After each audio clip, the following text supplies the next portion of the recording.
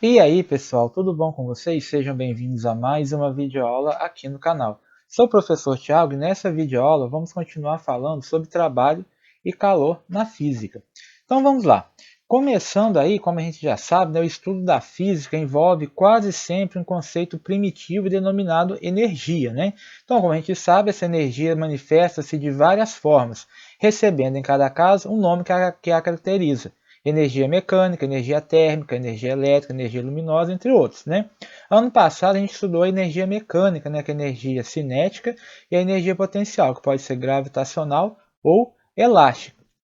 Então, a termodinâmica, que é a parte da física que a gente está estudando agora, ela estuda as transformações e as relações existentes entre dois tipos de energia, que é a energia mecânica e a energia térmica, né? Então, a gente vai estudar, né, como é que se faz a transformação, né? Como é que a energia térmica se transforma em mecânica e a mecânica em térmica, certo?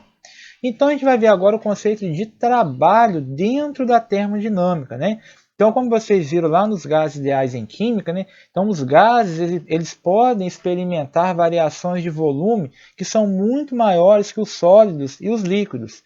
Então, durante essa variação de volume de um gás que está submetido a uma transformação na qual o seu volume varia, então o gás vai aplicar força nas paredes móveis do recipiente em que está contido durante esse processo. Então essas forças vão realizar um trabalho mecânico. Você está dentro de um cilindro e ali tem alguma parte móvel, então ele vai mover essa parte móvel. É isso que ocorre, por exemplo, no motor de um automóvel, né? Então os carros trabalham com motor de combustão, né? Você tem ali a gasolina, ela queima e o calor produzido na queima da gasolina, né, gera a energia mecânica para o carro funcionar. Então, é isso que eu falei, a expansão vai realizar um trabalho e a energia térmica é transformada em mecânica. Então agora a gente vai ver como calcular esse trabalho aí dentro da termodinâmica. Então aí, vamos considerar o aquecimento de um gás contido em um recipiente fechado e que esteja provido de um êmbolo de massa m que pode se movimentar sem atrito. Então olha aí, nós temos aí um cilindro, nós temos esse êmbolo aí como se fosse uma tampa, a gente tem um gás ali dentro e esse gás está sendo aquecido. Então o gás, recebendo calor da fonte térmica, nessa chama aí debaixo dele, consegue empurrar o êmbolo, né, o pistão, realizando um trabalho mecânico por meio das forças que ele aplica. Então você vai aumentar a temperatura, aumentando a energia, e esse aumento de energia vai mover esse pistão. Então nós temos aí, olha na figurinha, o deslocamento ΔR. Então se ele efetuar com velocidade constante, a força aplicada pelo gás vai estar equilibrando o peso do êmbolo e a pressão atmosférica.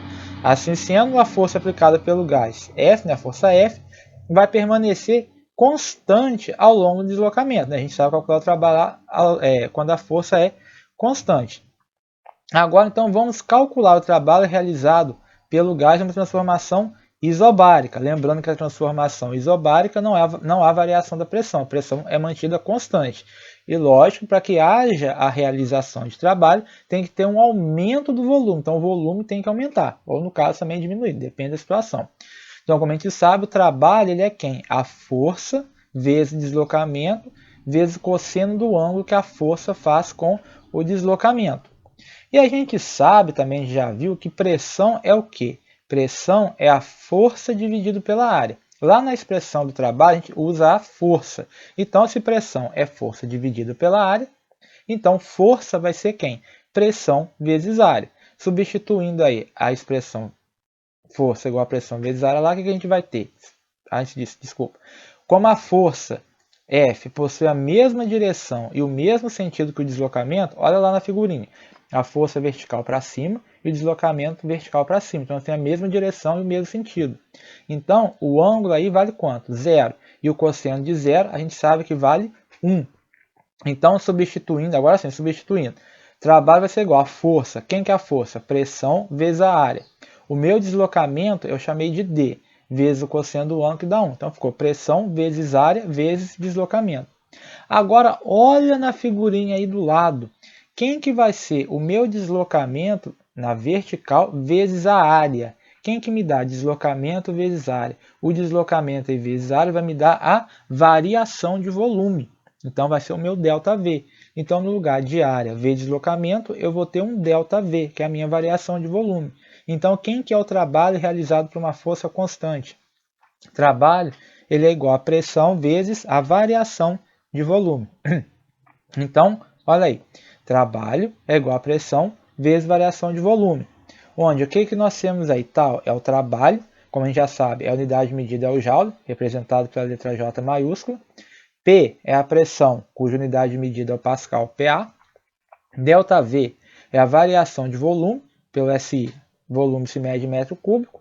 E sendo que ΔV, a variação de volume, é o volume final menos o volume inicial. Beleza? Agora vamos prestar atenção no seguinte, o que vem a ser a expansão e a compressão isobárica. Lembrando, isobárico, a pressão constante. Então, olha aí, de acordo com o que já foi estudado em mecânica, todo o trabalho é realizado por uma força. Né? Então, as forças realizam o trabalho desde que haja um deslocamento. Vamos então considerar a expansão de um gás perfeito, representado na figura abaixo. Então, olha lá, a gente tem a expansão de um gás. Se a gente tem um gás aprisionado ali, ele vai exercer uma força F ali no êmbolo, né? Então, o que vai acontecer? O volume vai aumentar. Então, olha aí, a força F exercida no êmbolo pelo gás tem o mesmo sentido do deslocamento sofrido pelo êmbolo D. Olha o deslocamento lá. Então, a força é vertical para cima e o deslocamento também é vertical para cima. Então, consequentemente, o trabalho realizado por essa força é positivo. Então, o trabalho é maior que zero. Trabalho positivo. Então, se o meu volume aumenta, o meu trabalho é positivo. Agora vamos considerar a compressão de um gás perfeito. Agora o gás vai ser comprimido. Olha lá, eu tenho o antes, aí o que eu faço? Eu comprimo. A força continua vertical para cima, só que agora o meu deslocamento foi vertical e para baixo. Então qual é o ângulo que a força faz com o deslocamento? 180 graus. Cosseno de 180 menos 1. Então agora o meu trabalho é negativo. Então olha aí, nesse caso a força F exercida pelo gás tem um sentido oposto ao do deslocamento D do êmbolo. Então consequentemente o trabalho realizado por essa força é negativo. Então meu trabalho é negativo, menor que zero. Então em resumo, o que a gente pode dizer aí? Olha aí, ΔV positivo, trabalho positivo. Então, a gente diz que o gás realiza trabalho sobre o meio. Então, quando o trabalho é positivo, a gente fala, o gás realizou trabalho sobre o meio. E quando o meu ΔV é negativo, o meu trabalho também vai ser negativo.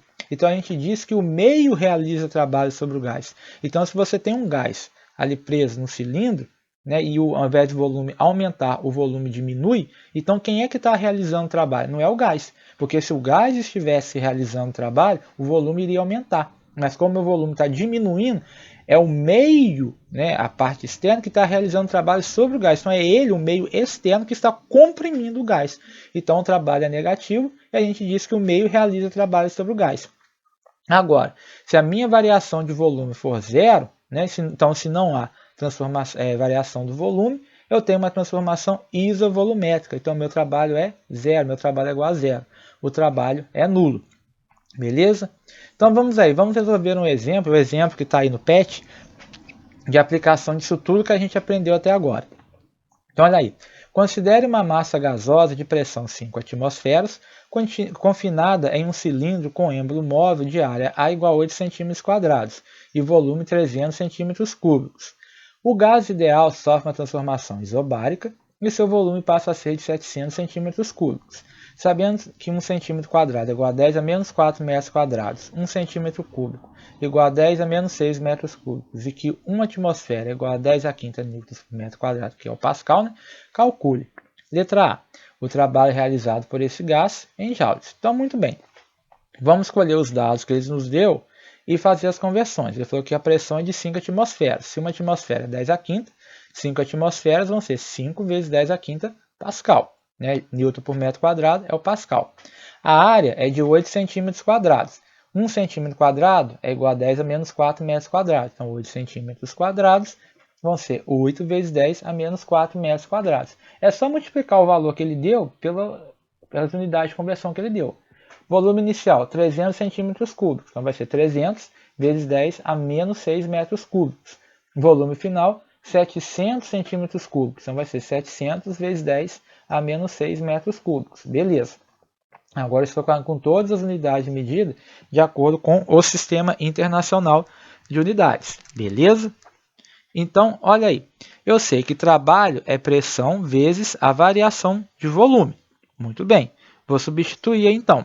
Então, meu trabalho vai ser pressão 5 vezes 10 a quinta Pascal, vezes 700 vezes 10 a menos 6 metros cúbicos, que é o meu volume final, menos o meu volume inicial, 300 vezes 10 a menos 6 metros cúbicos. Então, olha aí, pressão permanece, 5 vezes 10 a quinta, quanto que dá? 700 menos 300. 700 menos 300 deu 400. O expoente é igual, então 400 vezes 10 a menos 6 metros cúbicos. Multiplicando aí, 5 vezes 400, 2.000. 10 a quinta vezes 10 a menos 6, 5 menos 6 menos 1. Então ficou 2.000 vezes 10 a menos 1. Para eu matar essa potência de 10, eu corto um zero. Então ficou 200 joules. Então o trabalho realizado é de 200 joules. Na letra B, calcule a força constante exercida sobre o hemo. Como a transformação é isobárica, então a minha pressão é constante. Então, como a gente viu lá atrás, né, para pegar a expressão do trabalho na termodinâmica, a gente sabe que pressão é força dividida pela área. Então, a minha força vai ser o quê? Pressão vezes a área. Então, para calcular a força, é só substituir a pressão 5 vezes 10 a quinta Pascal e a área 8 vezes 10 a menos 4 metros quadrados.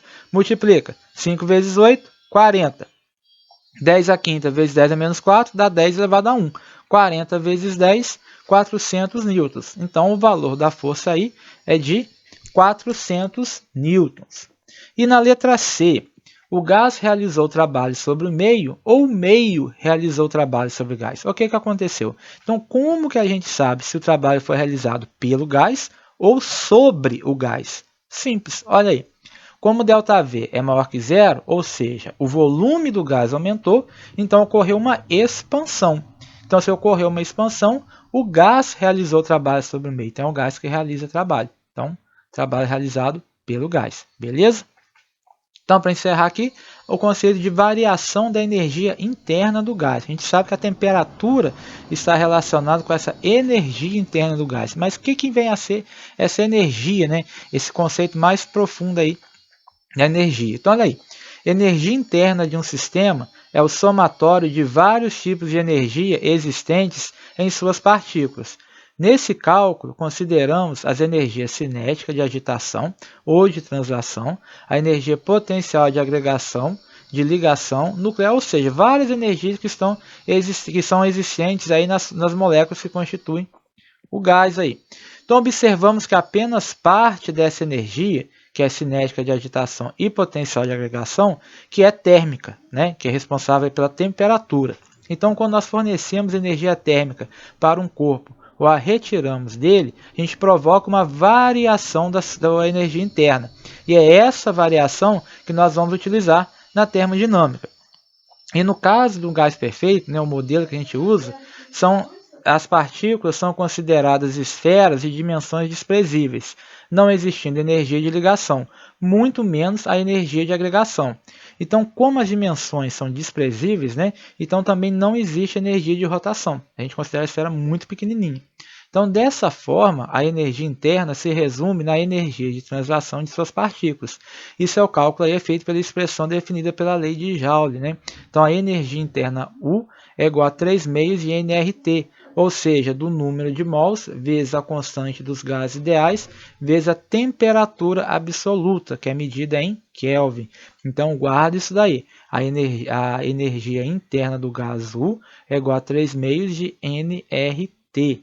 Beleza? Então, observa aí o seguinte, que a energia interna U, né, de um gás perfeito, ela é função da sua temperatura absoluta T. Então, a energia interna depende da temperatura. Então, para determinada massa de gás perfeito, no qual o número de mols é constante, o aumento da temperatura absoluta corresponde ao aumento da energia interna. E a variação de energia interna ΔU é positiva. Então, se a sua temperatura aumenta, a sua variação da energia interna é positiva. Então, olha aí, nós temos aí as moléculas aí você aquece ela, ela chama ali embaixo. Então, o que vai acontecer? Elas vão ganhar energia, então elas vão ficar o quê? Vão ter mais, aumenta a temperatura, consequentemente a energia interna é maior. Olha como é que elas estão mais agitadas, né? Então, a temperatura final é maior que a temperatura inicial. Já por outro lado, se há diminuição da temperatura, a energia interna diminui. e sua variação é negativa. Olha aí na primeira situação, a temperatura T1, elas são bem enfurecidas e bem rápidas. Aí acontece a coisa que elas perdem energia térmica, e olha lá depois como é que ela fica tudo devagarinho lá. Então, como houve diminuição da temperatura, então a variação da energia interna é negativa, porque a temperatura final é menor que a temperatura inicial. Então, resumindo aí, o que nós temos? Se a energia interna final é maior que a energia interna inicial, ou seja, a energia final maior que a inicial, a variação da energia interna é positiva, ΔU maior que zero, e a temperatura do sistema aumenta. Agora, se a energia interna final é menor que a energia interna inicial, né, energia interna final menor que a inicial, a variação da energia interna é negativa, ΔU menor que zero, e a temperatura do sistema diminui. Agora, se a gente tiver uma transformação isotérmica, né, o que é a transformação isotérmica? Não há variação da temperatura. Então, se não há variação da temperatura, não vai haver variação da energia interna, ou seja, o meu ΔU é igual a zero. Certinho? Muito bem, encerramos aqui mais uma videoaula. Peço a você que ainda não é inscrito no canal, se inscreva, deixe o seu joinha, compartilhe com seus coleguinhas de escola. Qualquer dúvida que vocês tiverem, deixem aí nos comentários. E até a próxima videoaula, pessoal. Forte abraço, valeu!